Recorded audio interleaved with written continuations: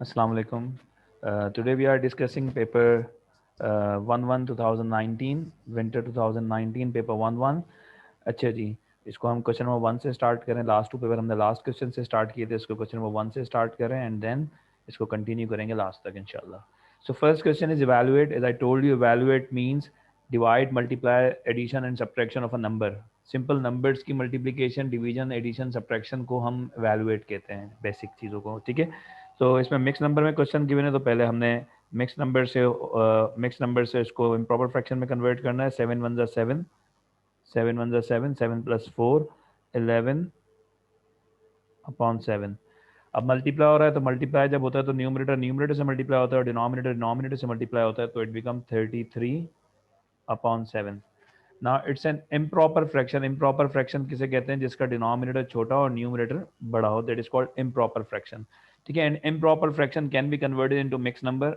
Mix number में convert हो जाता है। 7 4 28, रिमेनिंग 5। सो आपका डिवाइज़र है 7, आपका कोशेंट है 4, होल नंबर जो है वो 4 है और रिमाइंडर जो है वो 5 है। 4 होल 5/7 आपका आंसर होगा। Now question number 1 B part, evaluate. Again the same question, evaluate. Evaluate means addition, subtraction, multiplication, division of a number. ठीक है, और पावर भी हो सकता है, फ्रैक्शन भी हो सकता है, डेसिमल भी हो सकता है, नंबर कुछ भी हो सकता है। ठीक है, ना 1.3 मल्टीप्लाई बाय 0.3, इसका तरीका क्या होगा? 1.3 इंटू 0.3।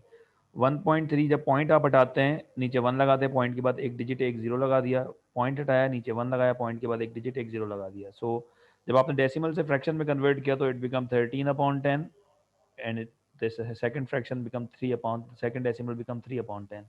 13 3 जा 13 3 जा 39, 10 10 जा 100, so it becomes 0.39. When you divide them you will get the answer 0.39. now आपके पास स्टैटिस्टिक्स का है question. Question number 2, scatter diagram आपके पास गिवन है, 12 स्टूडेंट का डेटा ही है। ठीक है, टेस्ट ए और टेस्ट बी का। अच्छा जी, give reason why is not appropriate draw a line of best fit. क्यों अप्रोप्रिएट नहीं है लाइन ऑफ बेस्ट फिट बनाना? क्यों अप्रोप्रिएट नहीं है? Because the data is scattered, इस तरह से स्केटर्ड है, इधर it is not given the positive correlation और द नेगेटिव कोरिलेशन। ना तो ये पॉजिटिव कोरिलेशन दे रहा है और ना ही नेगेटिव कोरिलेशन दे रहा है। डेटा इस तरह से स्केटर्ड है, ना तो इसमें राइजिंग लाइन राइजिंग डायरेक्शन बन रही है लेफ्ट टू राइट, ना ही फॉलिंग डायरेक्शन बन रही है। तो इसके रीजन में आप लिखेंगे because there is no correlation between the two set of mark. Because there is no correlation. क्या लिखेंगे? Because there is no correlation. ठीक है, ना तो इसमें पॉजिटिव कोरिलेशन नजर आ रही है, ना ही नेगेटिव कोरिलेशन नजर आ रही है, इसलिए इसके अंदर लाइन ऑफ बेस्ट फिट नहीं बन सकती। अच्छा जी, ये तो हो गया आपके पास क्वेश्चन नंबर 2 स्कैटर डायग्राम का। Question number 3, the diagram shows net of the solid. अब ये सॉलिड का एक 3D शेप का नेट बना हुआ है। ठीक है, what is the special mathematical name of the solid? It's a pyramid, square base pyramid. It's a pyramid which is having square based. ठीक है, इसको अगर हम इसको नेट के क्लोज करेंगे तो इसकी जो शेप बनेगी वो इस तरह से बनेगी।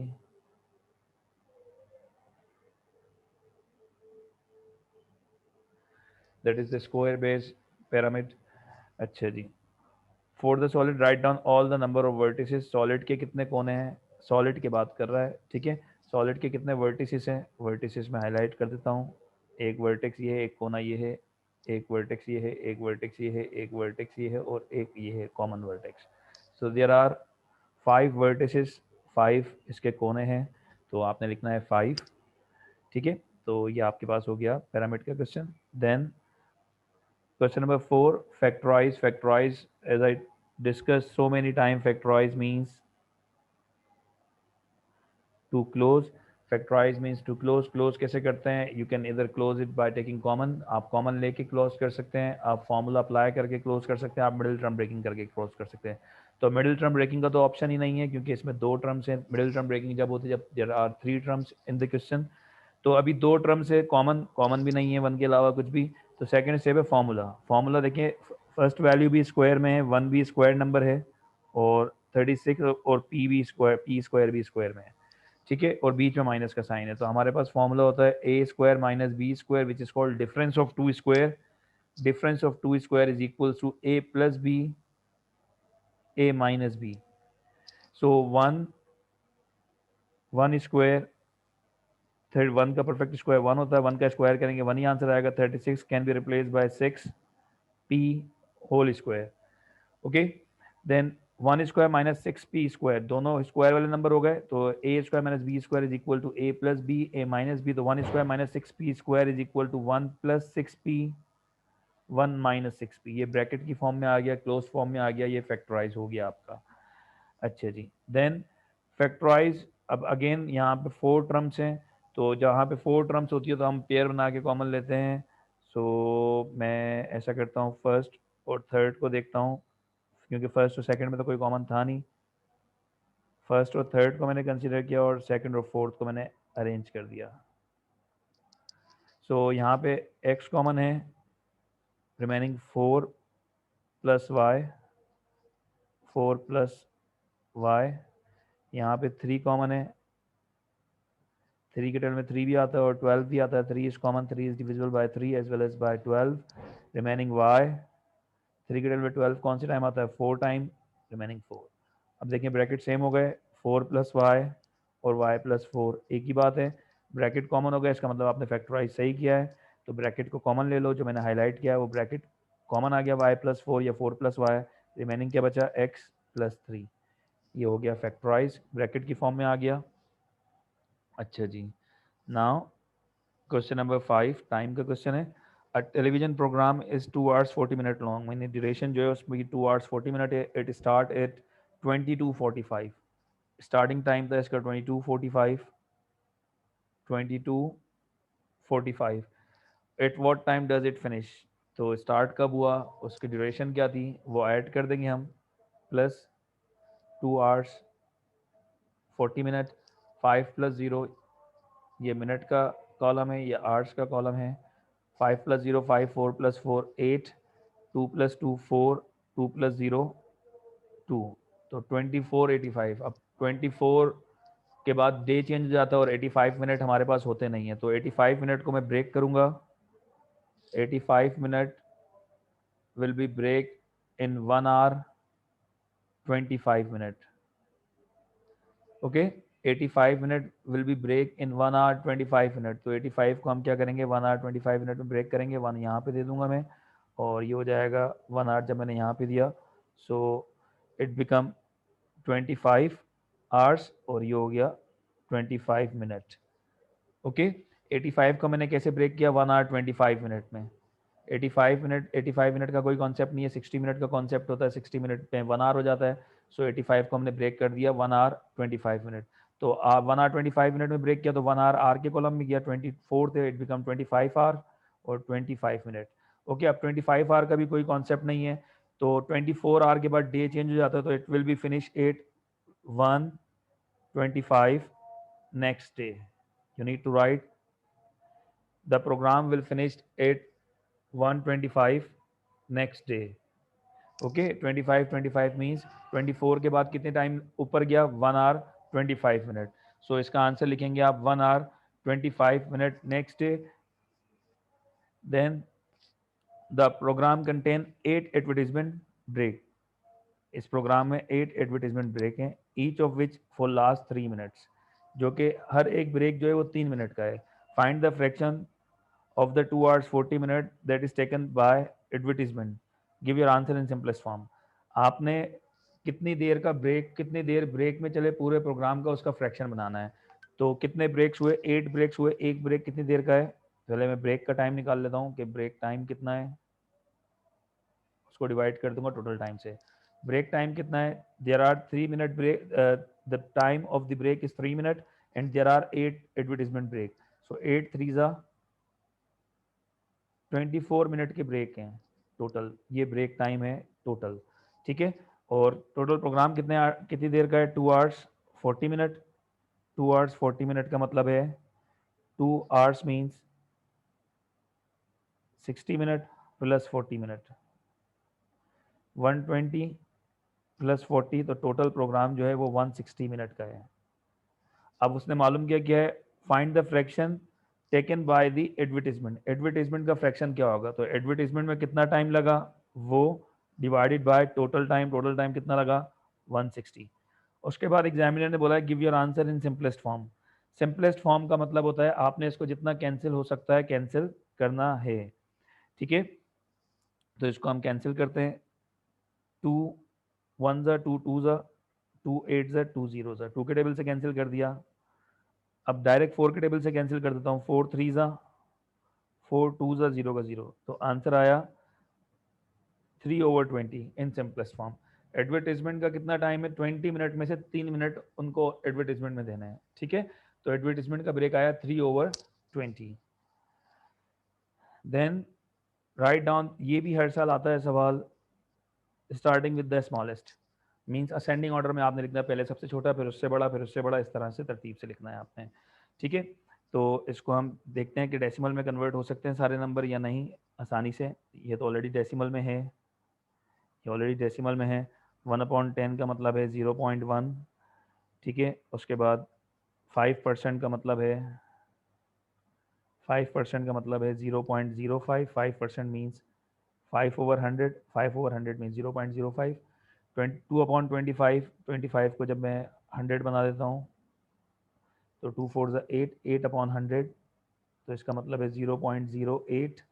अब बचा 1/30, इसको भी हम फ्रैक्शन में डेसिमल में कन्वर्ट कर देते हैं, 1 डिवाइडेड बाय 30, पॉइंट लगा के 0 बढ़ाया, 0 बढ़ा के 0 बढ़ाया, 30 3 ज़ा 90, रिमेनिंग 10, फिर दोबारा 1, तो 33 ज़ा 90, दोबारा 10 में से 9 गए, 1 बचे और 0 का 0, ठीक है। 10 फिर पॉइंट लगा के 0 बढ़ा दिया, इस तरह से ये चलता जाएगा, ठीक है। तो इसका आंसर 0.033 आएगा, 0.033 एंड सो ऑन। अच्छा जी, अब इसमें सब में छोटा नंबर कौन सा है, इसमें सब में छोटा नंबर है 0.08, 0.03 सब में छोटा नंबर आ रहा है 0.03, ठीक है। उसके बाद आ रहा है 0.05, उसके बाद आएगा 0. सबसे छोटा 0.03 with 0.03, 0.03, then 0.033, 0.03, then 0.033, इससे थोड़ा सा बड़ा नंबर है ये 0.030 है, ये 0.033 है, ठीक है। उसके बाद आ रहा है 0.05 जो कि 5% को रिप्रेजेंट कर रहा है, 0.05। उसके बाद आ रहा है 0.08, उसके बाद आखिर में आ रहा है 0.1, ठीक है। 0.1 का मतलब है 0.10 अगर हम देखें तो। इसके जो ओरिजिनल फॉर्म है आपने उसमें लिखना है, 0.03 तो ओरिजिनल फॉर्म है, 0.033 है 1/30, 0.05 है 5%, 0.08 है 2/25 और 0.10 है 1/10।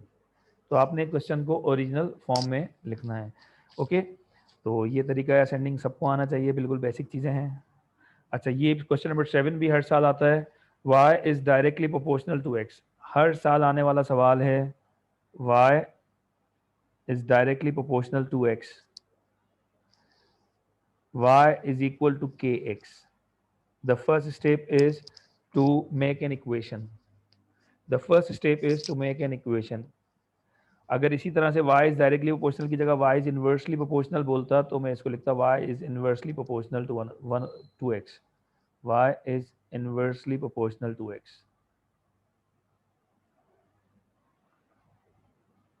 अगर स्क्वायर बोलता तो मैं स्क्वायर लगा देता, अगर स्क्वायर रूट बोलता तो मैं स्क्वायर रूट लगा देता, ठीक है। डायरेक्टली प्रोपोर्शनल मींस न्यूमरेटर में आएगा x जो है, और इनवर्सली प्रोपोर्शनल मींस डिनोमिनेटर में आएगा, इतना सा फर्क है। और k जो होता है वो जब हम साइन ऑफ प्रोपोर्शनैलिटी हटाते हैं, इक्वल्स टू लगाते हैं, तो प्रोपोर्शनैलिटी का साइन हटा के हम k लगाते हैं, ओके। तो एक्स वाई को आप रिप्लेस कर दो उसकी वैल्यू से, x is equal to 4, y is equal to t। इसके बाद इक्वेशन बनाने के बाद जो फर्स्ट स्टेप होता है वो ये होता है कि फाइंड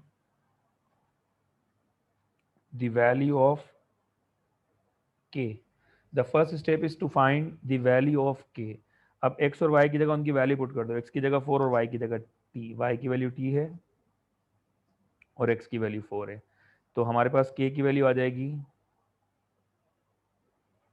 ये आ गई हमारे पास k की value t/4। This is the value of k। After getting the value of k आपने क्या करना होता है, जो आपकी इक्वेशन थी उसके अंदर k की जगह k की वैल्यू पुट कर दो, t/4, k की जगह k की वैल्यू t/4 और xm।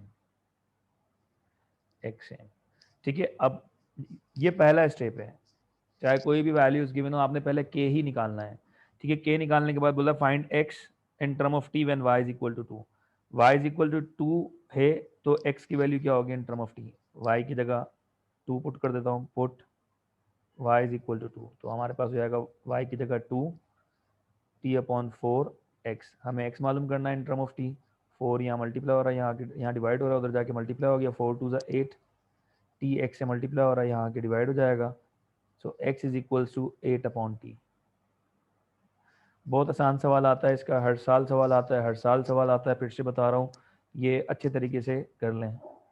अच्छा जी, क्वेश्चन नंबर 8, अजान का ब्रेक दे रहा हूँ, क्वेश्चन नंबर 8 अजान के ब्रेक के बाद डिस्कस करूंगा, आप लोग जब तक अटेम्प्ट कर लें क्वेश्चन।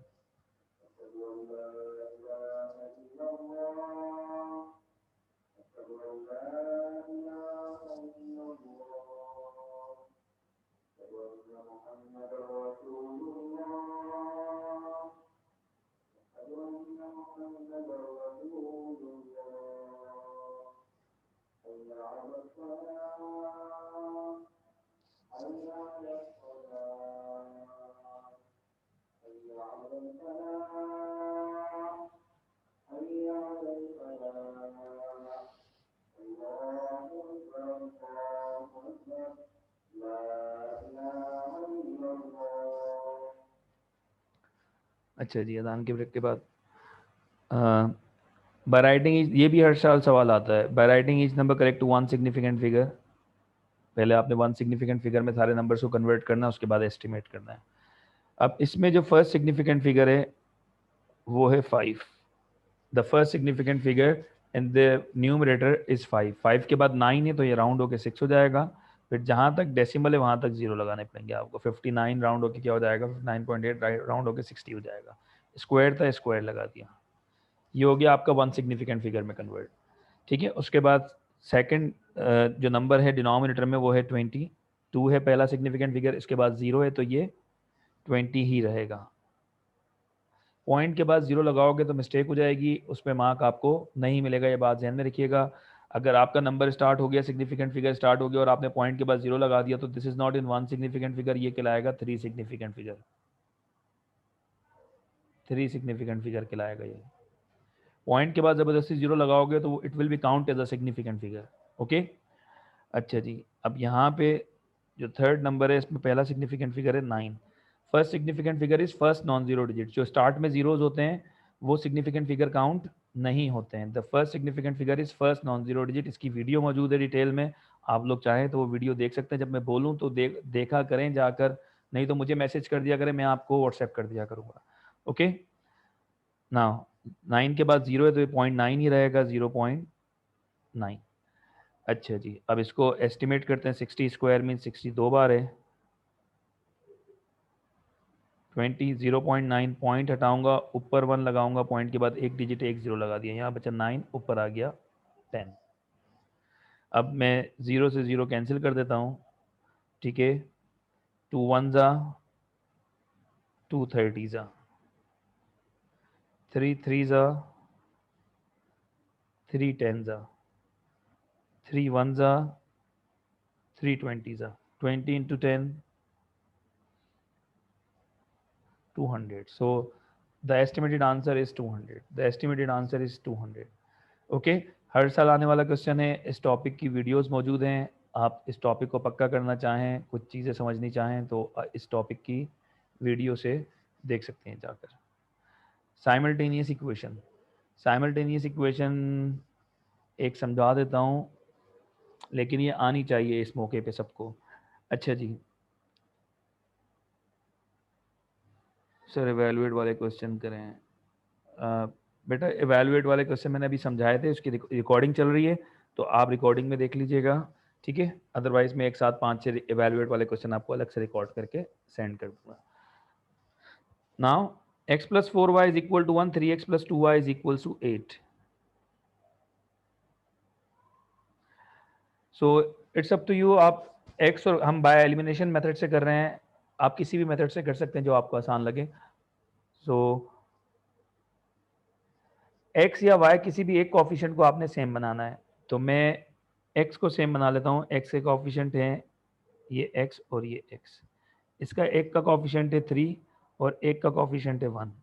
अगर मुझे दोनों को सेम करना है तो 1 और 3 का जब मैं एलसीएम लूंगा तो 3 आएगा, तो मैं इक्वेशन 1 को अगर 3 से मल्टीप्लाई कर दूं तो इनके x सेम हो जाएंगे। 3x, 3 4 ज़ा 12y, 3 1 ज़ा 3।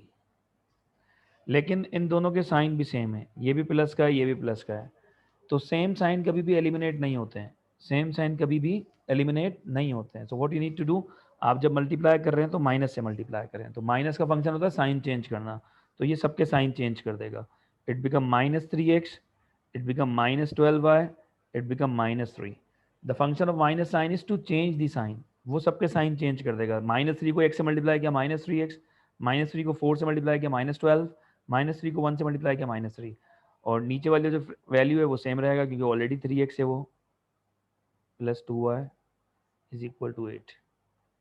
Now -3x plus 3x cancel, -12y plus 12y different sign है, सब्ट्रैक्शन होगी, 12 में से 2 जाएगा 10 बचेगा, बड़ी वैल्यू 12 है माइनस की, -10y डिफरेंट साइन है यहाँ पे -8 और 3 का, यहाँ भी सब्ट्रैक्शन होगी, 8 में 3 जाएगा 5 बचेगा, बड़ी वैल्यू 8 है प्लस की है +5।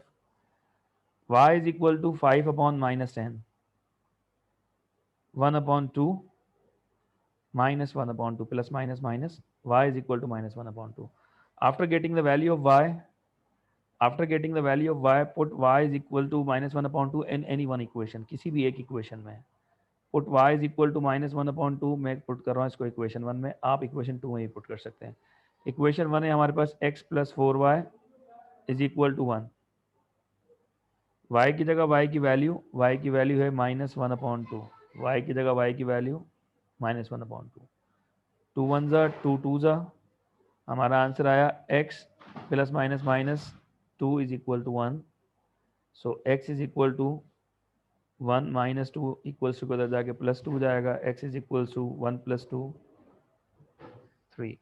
तो हमारे पास x की वैल्यू आई 3 और y की वैल्यू आई -1/2। अच्छा जी, ये हो गया हमारे पास साइमल्टेनियस इक्वेशन।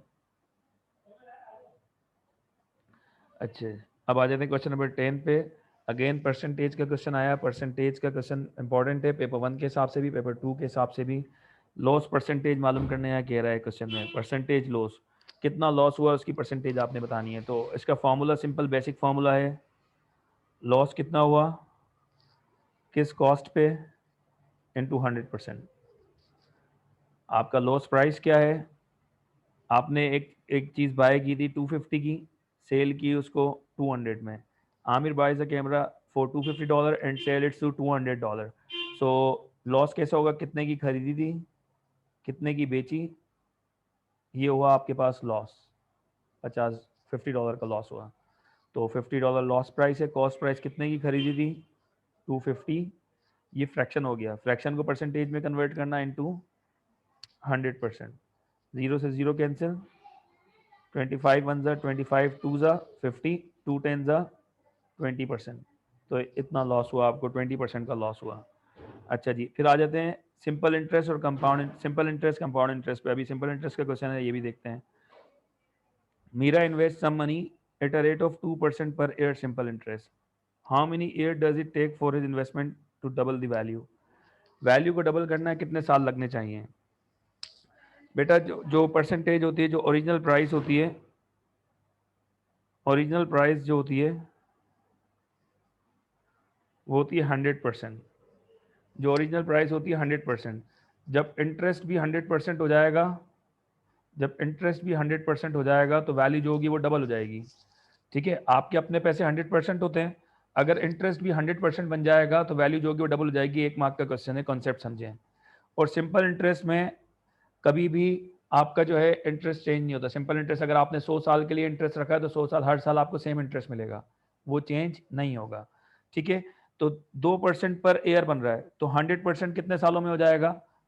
100% डिवाइड बाय 2 तो 50 सालों में हो जाएगा, 50 ईयर्स। आपका अमाउंट डबल, मतलब इंटरेस्ट जब 100% हो जाएगा तो आपका अमाउंट डबल हो जाएगा। तो कितने सालों में डबल होगा? एक साल में 2% बन रहा है। 100% कितने सालों में बनेगा? 2% को 50 से मल्टीप्लाई करेंगे तो 100% जो बनेगा वो 50 सालों में बनेगा। 2% जो है वो एक साल में बन रहा है, तो 100% कितने सालों में बनेगा? 50 सालों में। ठीक है, 1 मार्क का क्वेश्चन है तो आपको कॉन्सेप्ट बस यहाँ पे 50 लिखने की जरूरत है, कितने सालों में बनेगा 100%, माने डबल प्राइस जो होगी आपकी। Question number 11, simplify. अब सिंप्लीफाई क्या होता है? आपने ब्रैकेट ओपन करके जो लाइक टर्म्स हैं उनको प्लस माइनस करना होता है। 7 ब्रैकेट ओपन करता हूँ, -3 इंटू 5 -15 के -3 इंटू -2 +6। 7 + 6 आपके पास हो जाएगा 13 -15 के। ठीक है, तो ये आपके पास आंसर आ गया 13 -15 के। उसके बाद है solve. The meaning of solve is to find the value of unknown. Solve means to find the value of unknown. यहाँ पे अननोन है x, 2 मार्क्स का सवाल है। ठीक है, तो हम क्या करेंगे? क्वाड्रेटिक के पावर 2 की इक्वेशन है, मतलब क्वाड्रेटिक है, तो हम चेक करेंगे पहले कॉमन हो सकता है कि नहीं हो सकता। यहाँ पे हमें कॉमन नजर आ रहा है, x कॉमन है, x दोनों के अंदर है। x कॉमन लिया, 5x 2 बार था, एक बार कॉमन ले लिया, एक बार बचा अंदर, x बाहर चला गया, यहाँ बचा सिर्फ 3 इज इक्वल टू 0। नाउ ये फैक्टराइज हो गया कम्प्लीटली। अब इसको इधर और वाली कंडीशन अप्लाई करें, इधर x इज इक्वल टू 0 और 5x - 3 इज इक्वल टू 0। तो x इक्वल टू 0 एक आंसर आ गया। दूसरा x का आंसर क्या होगा? x is equal to 3/5। तो इस तरह से आपने इस क्वेश्चन को सॉल्व करना है। अच्छा जी, अगेन एवेल्युएट वाला क्वेश्चन, ये देखिए बेसिक क्वेश्चन कितने आ रहे हैं, ये चीज ध्यान में रखिएगा, बेसिक क्वेश्चन कितने आ रहे हैं। आप लोग बेसिक क्वेश्चन में मिस्टेक करते हैं, आपके बेसिक क्वेश्चन के अच्छे खासे मार्क्स हो जाएंगे। अली इब्राहिम सर 100% कहाँ से आया? बेटा जब इंटरेस्ट 100% हो जाता है तो आपका जो अमाउंट होगा वो डबल हो जाएगा। ठीक है, क्योंकि इंटरेस्ट और प्रिंसिपल जब बराबर हो जाते हैं, जब इंटरेस्ट और प्रिंसिपल बराबर हो जाते हैं तो इसका मतलब है आपका जो अमाउंट है वो डबल हो गया। आपने 1 लाख रुपए पैसे जमा कराए, आपका इंटरेस्ट 1 लाख रुपए बन गया, तो आपका जो अमाउंट है वो क्या होगा? डबल हो जाएगा। ठीक है, ओरिजिनल प्राइस हमेशा 100% होती है। इवैल्यूएट, इस तरह के क्वेश्चन में आप बेसिक मिस्टेक करते हैं, I don't know why. Negative power कभी भी डायरेक्टली ओपन नहीं होता, पहले इसको आप पॉजिटिव पावर में कन्वर्ट करेंगे। -2 है, नीचे आके हो जाएगा +2 और 3 पावर, या ये तो आसान, ये तो बेसिस सेम है, बेसिस सेम 3 राइट 3 1 टाइम, जब बेसिस सेम होती है पावर ऐड हो जाते हैं। -2 + 4, so answer will be 3 square which is equals to 9. Then 3 minus 3 power 0. Any number which is power 0 is equal to 1. 3 power 0 is equal to 1. 3 minus 1 answer is 2. इससे ज़्यादा basic question मैंने mean समझो कि इससे आसान क्वेश्चन नहीं हो सकते। ये बिल्कुल बेसिक क्वेश्चन है, आप लोगों को आने चाहिए। बेसिक जिसका मैथ्स बिल्कुल भी वीक है वो ये क्वेश्चन उनके लिए है कि भाई वो एटलीस्ट पास कर लें। ठीक है, तो ऐसे क्वेश्चन है ये। ठीक है, अब यहाँ भी बेसिस सेम है, 4 कोफिशिएंट मल्टीप्लाई हो गया, 1 4 4, y सेम है, y को एक बार लिखा 1/2 प्लस 1/4। अब डिनोमिनेटर सेम बना लो, 4 डिनोमिनेटर सेम हो गया, 2 1 2 प्लस 1, तो आंसर आया 4y 3/4। तो ये आपके पास आंसर आया।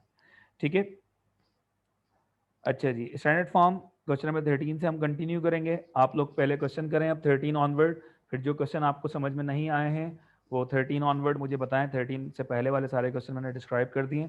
13 ऑनवर्ड आपको 1 घंटे का टाइम दे रहा हूँ, आप लोग 1 घंटे के अंदर अटेम्प्ट करें। 1 घंटे बाद में दोबारा क्लास रखूंगा, 1 घंटे बाद में दोबारा क्लास रखूंगा, ये बात ध्यान में रखिएगा।